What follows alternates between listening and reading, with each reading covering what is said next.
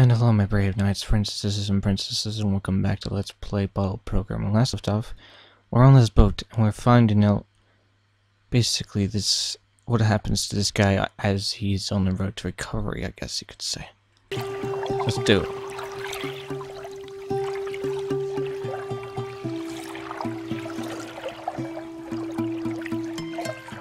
If you haven't seen the previous episodes, you should. The path to recovery is never an easy one, and I wasn't convinced that cold turkey was my answer.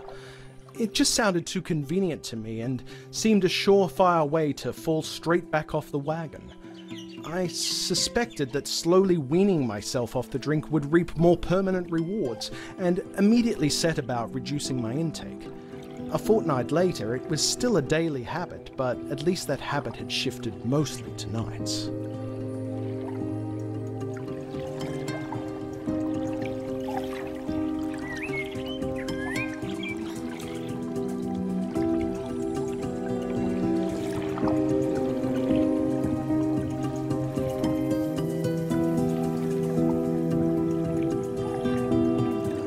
After talking Emily's grandparents around, convincing them this was the first step on my road to recovery, I soon organized a trip to one of our favorite beaches, a retreat we'd been to a couple of times before.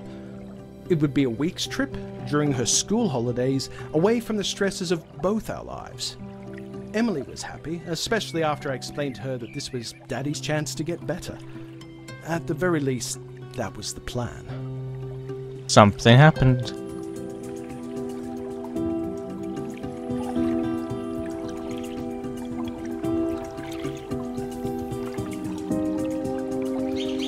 I told you guys at the beginning of this game, I'm gonna keep telling you, I called that he would get to this point.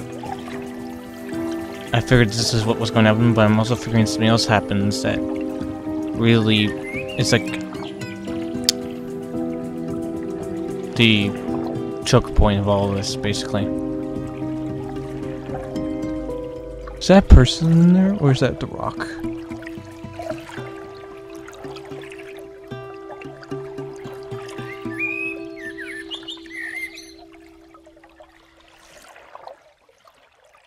Right then.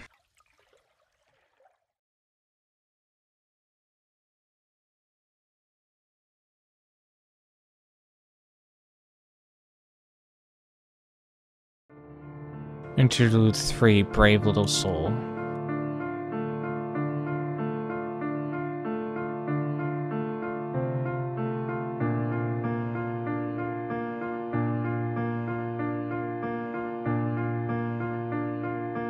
Ew, snow. Sweet. I always tried to make holidays a thing in our little family unit, for the short time such a unit existed. I was more of a summery person, while my wife adored the snow. Perhaps it was her Russian roots.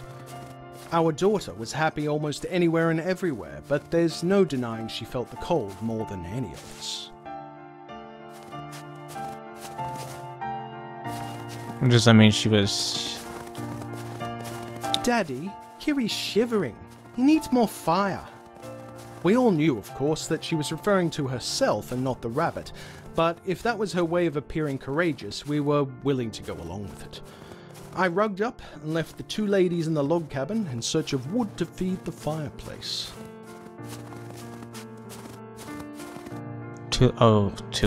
Kiri the rabbit. I guess...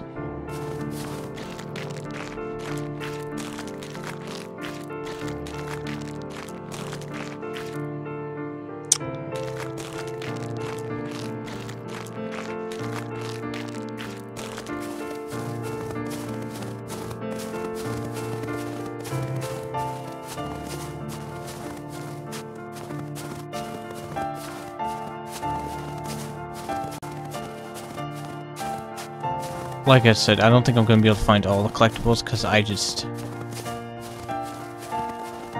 Especially in wide open spaces, I'm like, where am I supposed to go? Bunny. Hey you. Off he goes.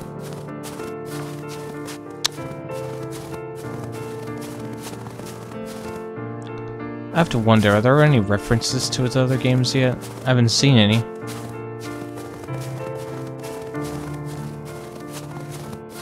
In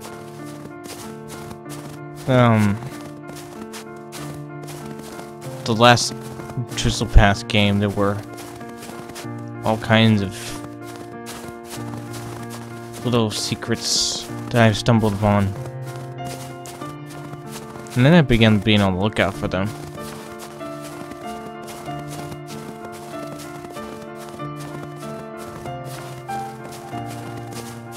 And even the author told me, he's like, there are plenty of them. And I'm just like, I better start looking then, because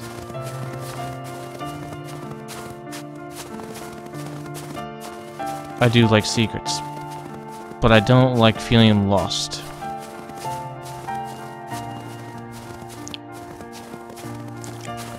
I know you're supposed to explore around, and nothing's handed to you, as it were.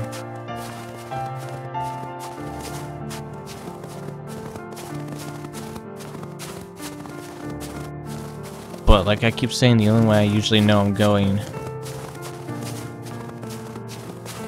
the right way is when he starts talking.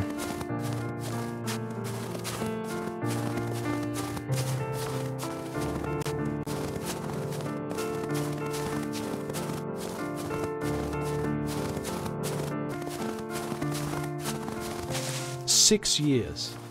That's all the time we had together. All three of us. All the time that Emily had to get to know her mother. Daddy, when will Mummy be coming home?" she asked, the day after Cassandra died. I opened my mouth to answer, but all that came from my throat was an impotent choking sound. Tears were quick to follow. Emily, brave little soul that she was, did her best to console me.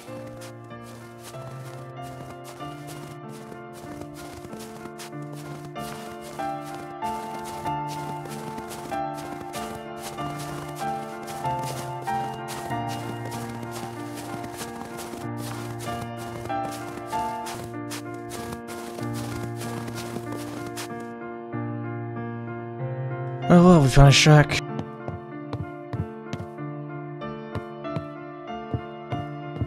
And there's no way in, is there?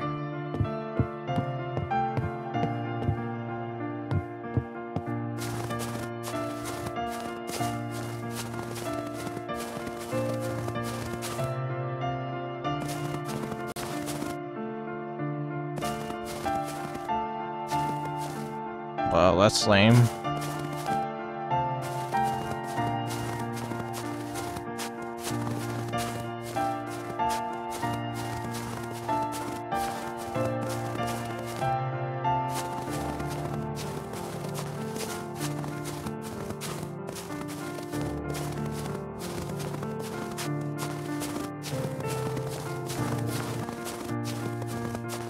In the end, it was a children's book that helped Emily to fully comprehend what had happened to her mother. So the mummy dear got sick and there was nothing the other dears could do to help her? That's right, sweetie. We all have to pass on sooner or later. Your mother's time just came sooner than we expected. It was in that moment that I understood why families bought pets with short life expectancies, like goldfish and guinea pigs. Emily had little concept of death up until that point.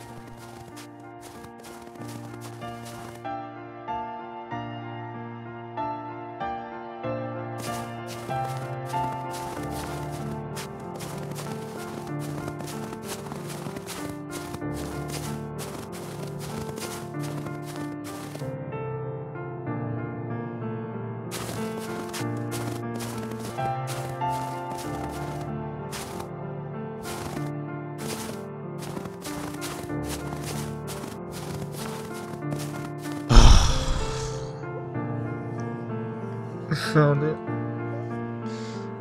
It took way too long to find the last stick. That should be enough wood for now. Time to head back to the cabin. I'm sure those two must be freezing by now. Could happily bear to get a bit warmer myself. Beaches are certainly more my speed, I'd say. It took way too long to get all those. Oh, they're not gonna let me walk back. Okay. I've been fine to walk back.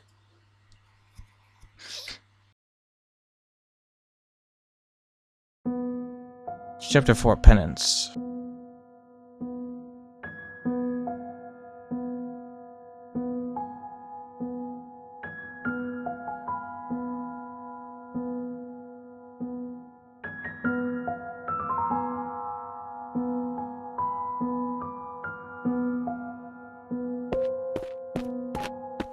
Things went swimmingly for the first few days of the beachside trip, no bad puns intended, and Emily was enjoying every minute of it. Sometimes I worried that I may have created a slight loner of a kid, given how happy she was to play by herself, how proficient she was at finding her own entertainment. I think she just doesn't want to be a bother to people. She's so used to... She doesn't want to step on anyone's toes.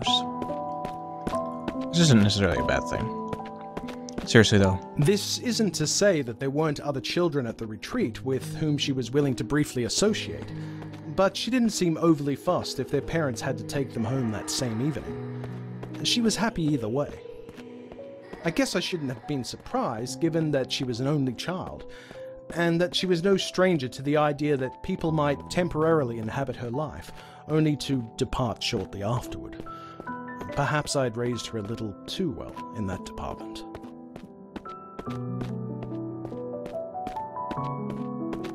Seriously, that whole stick thing. Bogur, developer, guy. That was pain. That was painful. Also, wow, that's nice.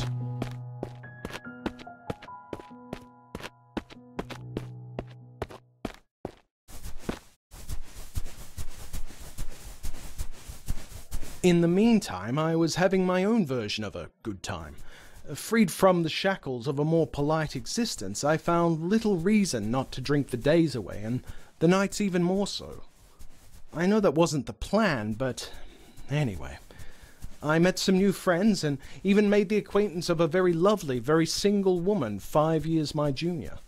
A woman so charming that even Emily seemed to take a slight shine to her. Things were definitely looking up. Then came the day of the tragedy. Oh. Tragedy? What happened now? If what I'm thinking is happens, I'm calling it now.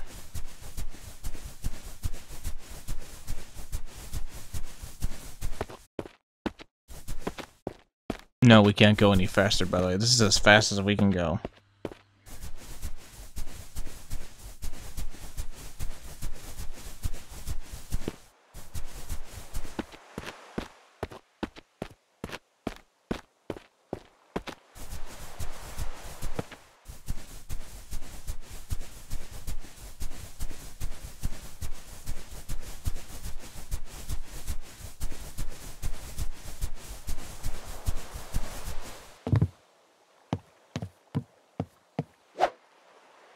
Huh. You know what was surprising? There were no radios.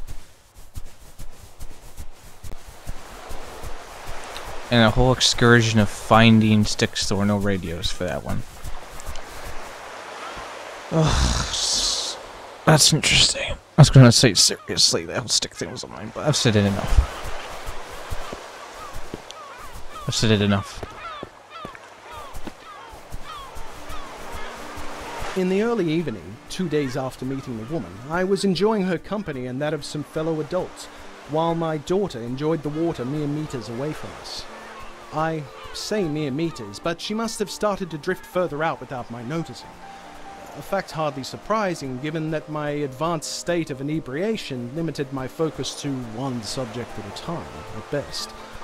And given that the woman was the greater novelty of the moment, she was the one stealing the bulk of my attention at the time. This attention was quickly divided, however, when I heard my daughter scream.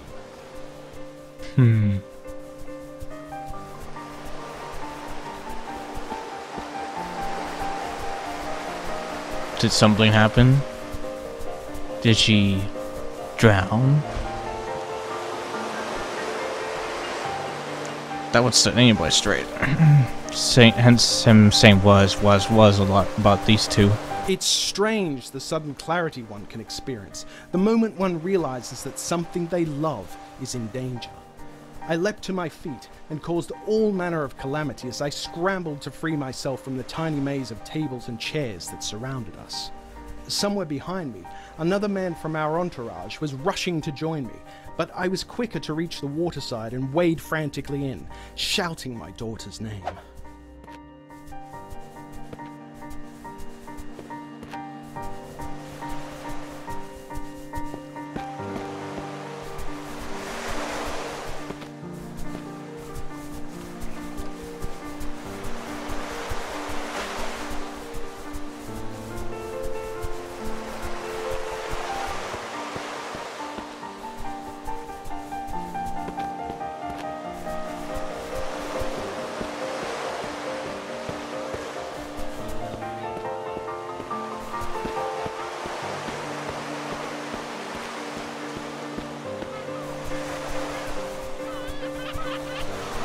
Strange. There's a bird on the water. Hello. Other bird.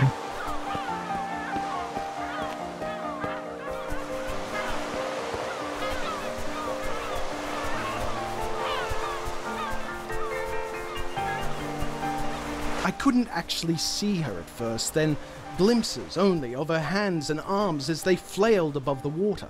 All thoughts of my own current capacity to swim were tossed aside, and I launched myself into the ocean, fingers first. I'm not even sure if I was swimming in the correct direction the whole time, but my body knew it had to press on, irrespective. Something inside my burning brain told me that as long as I pushed myself forward, I could aid my daughter. By the mere fact of willing myself to be her savior, that was what I would somehow become.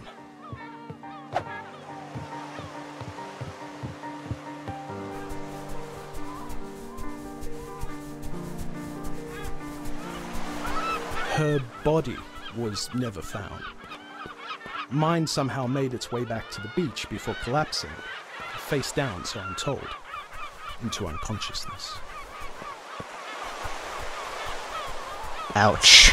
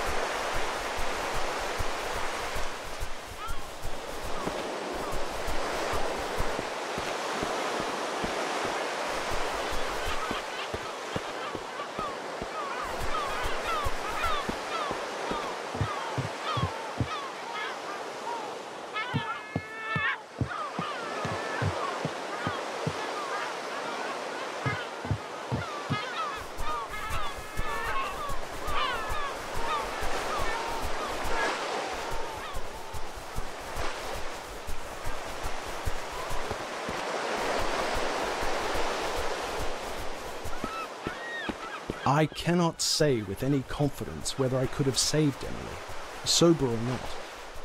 But I blame the drink nonetheless. And most of all, I blame myself. Who am I kidding? A bottle can't be blamed for its actions any more than a rifle can be. It was my weakness, my fault, and my fault alone that I became a man so wretched that he failed to notice his own daughter struggling with the evening tide. My last-minute delusions of heroism count for nothing. I simply was not there for my only child when she needed me the most.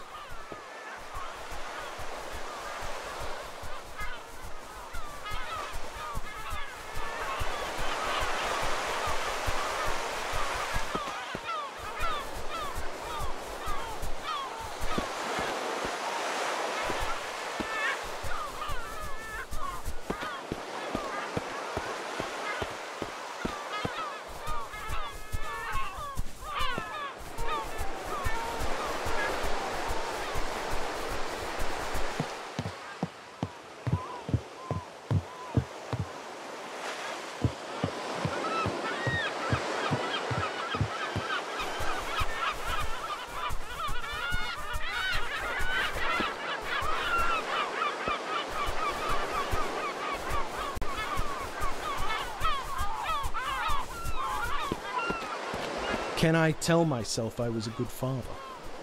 No, but I did try. More than my own father ever did. That said, the acorn doesn't fall far from the tree, and I can't deny the blood that runs through my veins. But I've punished myself plenty, and I've improved my ways. I don't drink anymore, and every year I make this pilgrimage to prove this fact to my daughter.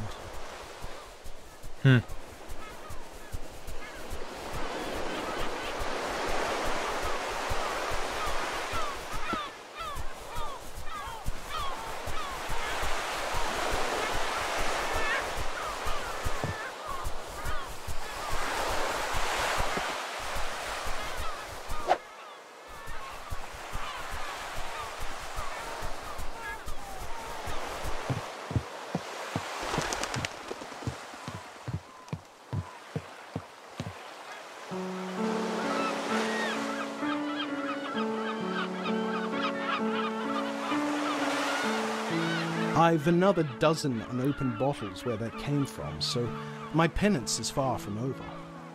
I'm slowly learning to forgive myself, and I can only ask you, Emily, to forgive me also. You were the most vivid reminder I had left of your mother, and now that you're both gone, well, let's just say that I keep to myself these days. It's better that way. All that I can do is be the best teacher that I can and give other people's children the best opportunities that life has to offer them. I'm so sorry I couldn't do that for you. Farewell, my little mermaid. Sleep peacefully. Daddy loves you.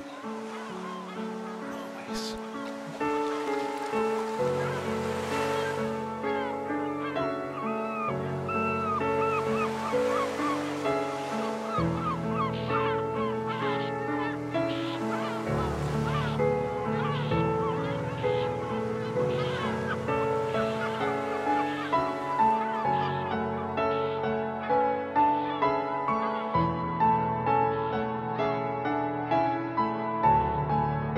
Right, well that was Bottle Pilgrim.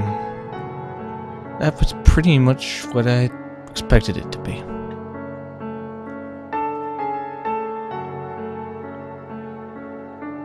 It just comes to show you that if you're not careful with what you have, it will destroy you.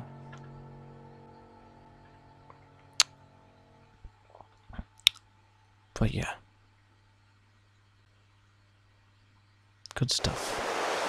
So that said, hope you'll enjoy it. Leave a like and subscribe because there's always room for more. See you next video. Go for a walk. Go to a restaurant. Say hello to your families. They're not going to be around forever.